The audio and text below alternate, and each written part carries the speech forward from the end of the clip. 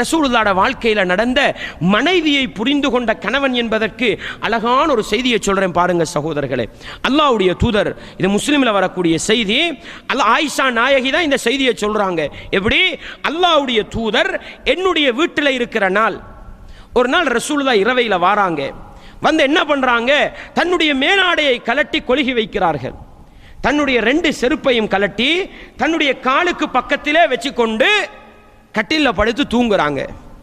தூங்கிக்கிட்டு எப்படி சொல்றாங்கன்னு பாருங்க. கொஞ்ச நேரம் தூங்கின ரசூலுல்லாஹ் அப்படி மொல்ல எழும்புறாங்க. இதெல்லாம் யார் நோட் பண்ணிக்கிட்டு இருக்கிறா?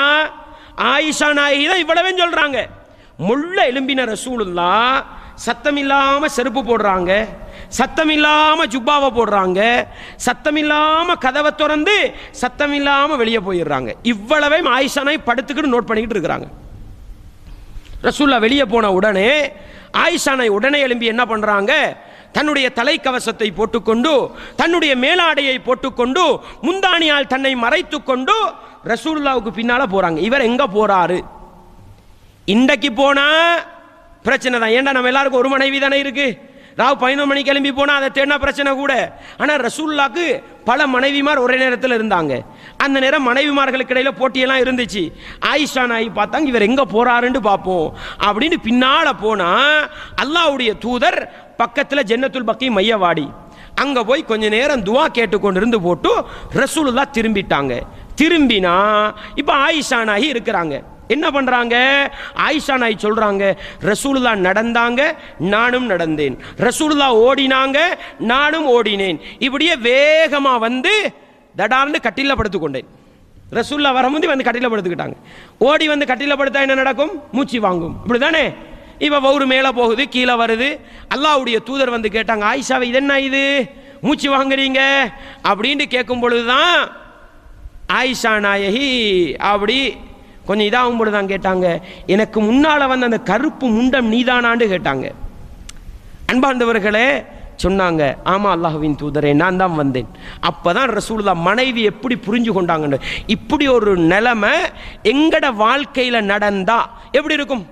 சில கணவன்மார் இருக்கிறாங்க, வெளியே போன கணவனுக்கு ஒரு கோல் வந்தா சரி, 2வது கோல் வந்தா கொஞ்சம் ரோஷம் கூடிடும், 3வது கோல் வந்தா இந்தா உனக்கு என்ன சும்மா இருக்கலதா ஏச்சி பேச்சு தான்.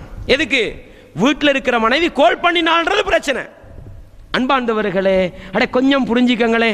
ஏண்ட மனைவி வெளியே வந்த பிறகு 1க்கு 5 கோல் எடுக்கிறாள்டா, ஏண்ட மனைவி என்னோட இரக்கமா இருக்கிறாள், அவசரமா வீட்டுக்கு வர வேண்டும் என்று விரும்புகிறாள். ஏன் மனைவியை புரிந்து கொள்ள முடியாது? ஆனா அப்படி புரிஞ்சு கொள்ற ஆட்கள் மிச்சம் குறைவு.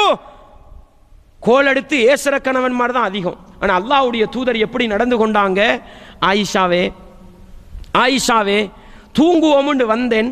ஜிப்ரீல் அலைஹிஸ்ஸலாம் வந்தாங்க, மையவாடிக்கு போய் ஒரு துவா கேட்டுட்டு வர சொன்னாங்க. உன்னைய திரும்பி பார்த்தேன், நீ தூங்குற மாதிரி இருந்துச்சு, உன்னை எழுப்ப நான் விரும்பல, அதனால தான் சத்தம் இல்லாம வெளியே போனேன்டாங்க. எப்படி கணவனை புரிஞ்சு கொண்டாங்க மனைவிய. அன்பார்ந்தவர்களே, இஸ்லாமிய உறவுகளே, நம்மட வாழ்க்கையில் இப்படி ஒன்று நடந்தா எப்படி இருக்கும்? பிரச்சனை அங்கிருந்து தான் வெடிக்க ஆரம்பிக்கும். ஆனால் அல்லாஹ்வுடைய தூதர் வாழ்க்கையில சலசலப்புகள் வராமல் இல்லை, வாய்த்தக்கங்கள் வராமல் இல்லை, எல்லாம் வந்தது. ஆனாலும் புரிஞ்சு போகிற நிலை தான் இருந்தது என்று சொன்னால், அன்பாண்டவர்களே, அல்லாஹ்வுடைய தூதர் ஒரு நாள் வீட்டில் இருக்கிறாங்க.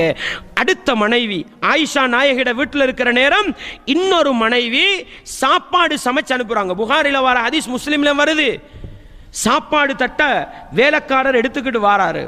சஹாபாக்கள் எல்லாம் இருக்கிற நேரம் ஆயிஷா நாயகி என்ன பண்றாங்க?